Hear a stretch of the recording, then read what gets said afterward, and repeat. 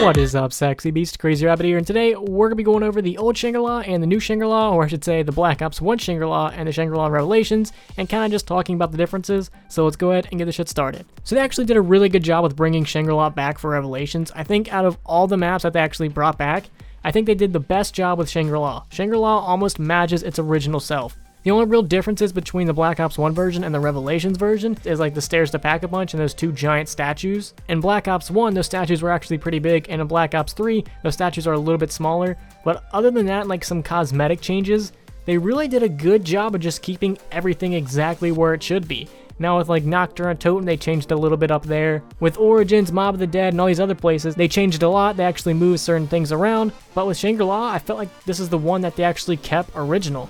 Now, I'm not trying to say like they didn't keep the other maps original, but they didn't change Shangri-La up as much, and that's mainly just because it's kind of a small little square area. But I still love it, and I think they did a fantastic job. Now, if you were to ask me back in the day, hey Rabbit, which map do you hate the most? My top three probably would have been Shangri-La, Transit, and Die Rise, like not in that order, I'm just kind of naming them off. But over the past couple months, I've played Shangri-La every now and then, and I definitely have to say, it's actually a pretty decent map. It gets a lot of shit from me mainly, well it used to, I used to give it shit all the time.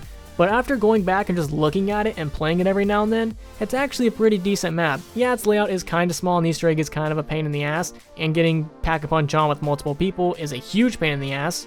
But other than that, it's actually a pretty decent little fun-sized map.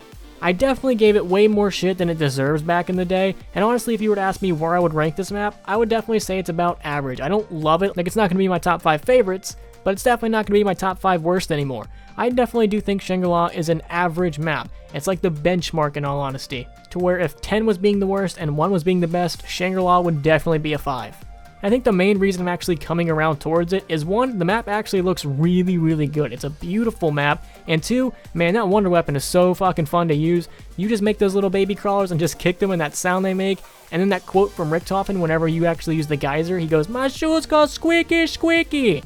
That is definitely like one of my favorite quotes of all time. So I definitely do think I used to give Shangri-La a lot of shit, but it's actually a somewhat decent map. So I'm very curious to know, what do you guys think of Shangri-La? And what do you guys think of the Black Ops 3 version compared to the original? So if you guys could, please leave a like and subscribe if you have not already.